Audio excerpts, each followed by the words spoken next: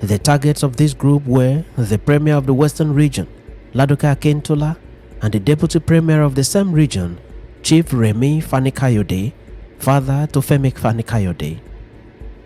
Chief Remi Fani Kayode was a man of style.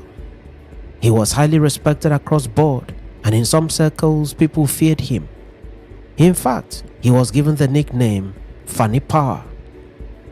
On the day of the coup, he was arrested by Nwobosi and his group, but he was not killed. The Premier Ladoke Akintola was also arrested, but he was killed. This video narrates the story of how Chief Remi Fani Kayode's life was spared on the day the Prime Minister of the country, two premiers, and several senior military officers and top politicians were killed. His being alive beyond the 15th day of January 1966 can be described as miraculous. One of the participants in the coup, Major Adewale Ademoyega, has narrated the story of the survival in his book titled Why We Struck. At page 114 of the book, Ademoyega narrates as follows, in quotes: the units that left Abeokuta around midnight. It consisted of 2 officers and 21 other ranks. They traveled in a Land Rover and a 3-tonner. They had written orders to arrest both Chief Akintola and his deputy, Chief Fani Kayode. Having made Ibadan before the HR, which was 0200 hours, they disrupted both the telephone communications and electric power supply. At the HR, they were at the house of Chief Fani Kayode. Having gained entry into the house, they summoned the deputy premier, who surrendered to them without a fight. Fani Kayode came towards the soldiers with both hands up and shouting, "I surrender, don't kill me. I beg, don't kill me." The author continued, still in quotes. The soldiers started to ask themselves if that was really the man called Fani Power. Those who knew him confirmed that he was. As it was in all other cases, the soldiers had orders not to kill anyone who surrendered. So they took him away under arrest. Later, they were at the Premier's lodge. They tried to use the same method to arrest Chief Akintola, but Akintola gave them a fight and opened gunfire on them, wounding the unit commander, Captain Nwobosi, and his second in command. In the fracas that followed, Akintola was shot. Captain Nwobosi had been ordered to bring his unit 100 mm pack howitzer with some live rounds to Lagos after his Ibadan operation, so as to support us in our Lagos operation. Nwobosi acted accordingly. He ordered one of his sergeants to return to Abeokuta and collect the gun plus live ammunition and a team of 12 gunners. They were to report to 2nd Battalion Barracks Ikeja. The sergeant did exactly as was commanded, but when he arrived at the Ikeja cantonment with his crew, they were all arrested. Before then, Captain Nwobosi himself and his second in command and a few soldiers had driven straight from Ibadan to Lagos in the Land Rover. They took the arrested Chief Fani Kayode with them.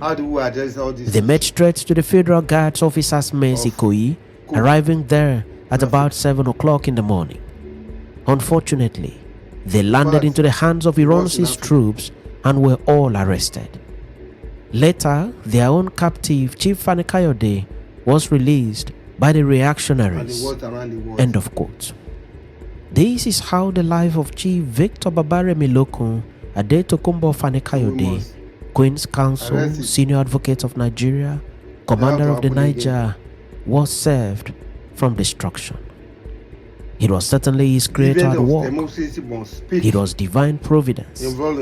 It was not by his power, nor by his might. It was sheer grace. He was in the den with lions, but he came out alive. From the account of the author of Why We Struck, Remi Fani Kayode was spared because he surrendered without resistance. But the question here is, did all the persons killed on that night resist the coup plotters?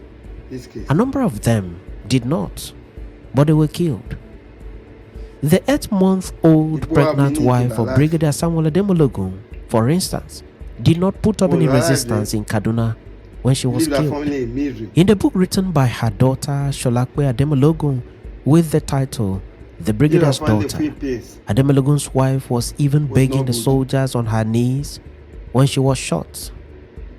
The wife of Sir Ahmadu Bello, Hafsatu, did not resist the coup plotters in Kaduna when she was killed along with her husband.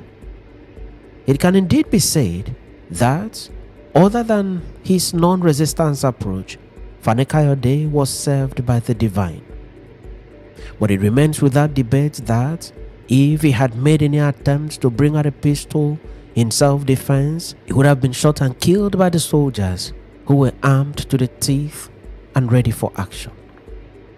On that night alone, several very important persons in Nigeria had been killed by the executors of Nigeria's first military coup.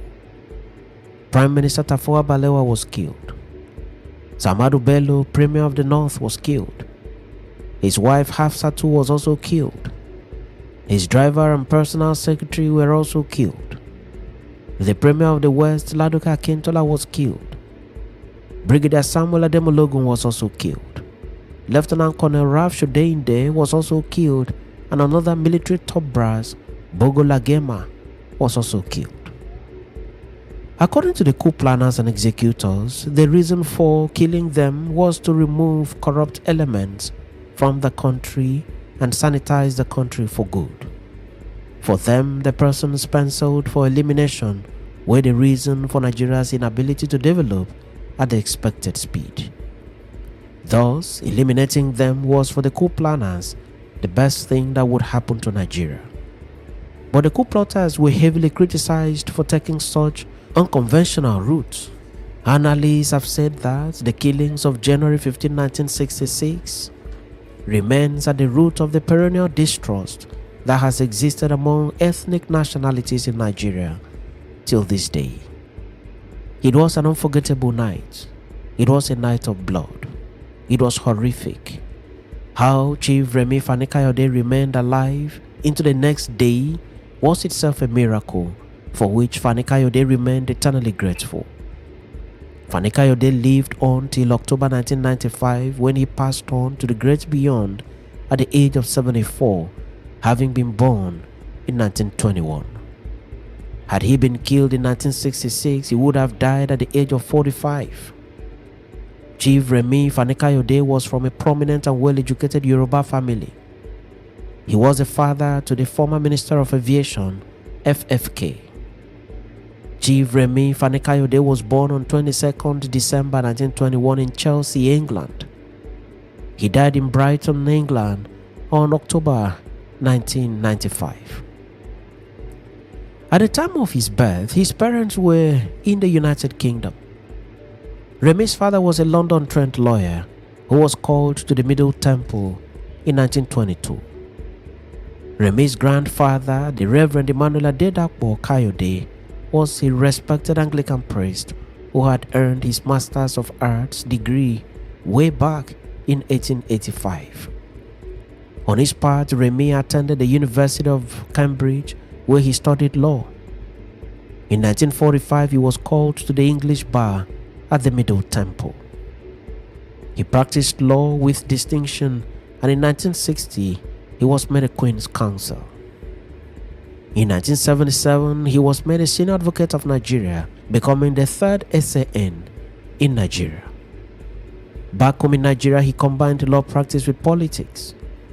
In 1954, he was elected as the leader of the Action Group's youth wing. He was vocal against colonial rule. He stood election and was elected into the Federal House of Assembly in Lagos under the platform of the Action Group.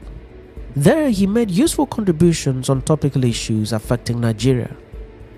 He is the one who moved the first successful motion for Nigeria's independence on the floor of the Federal Parliament.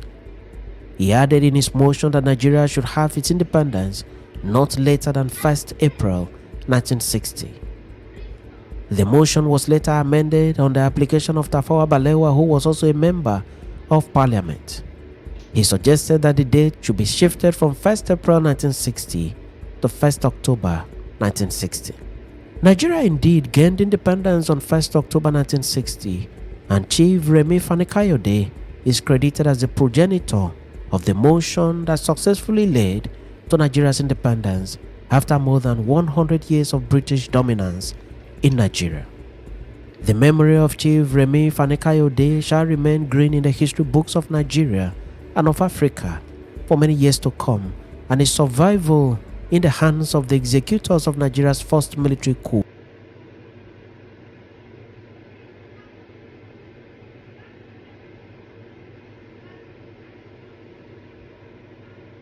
It was the hand of God that saved Fani Kayode, who gave birth to Foreign Aviation Minister FF Kayode,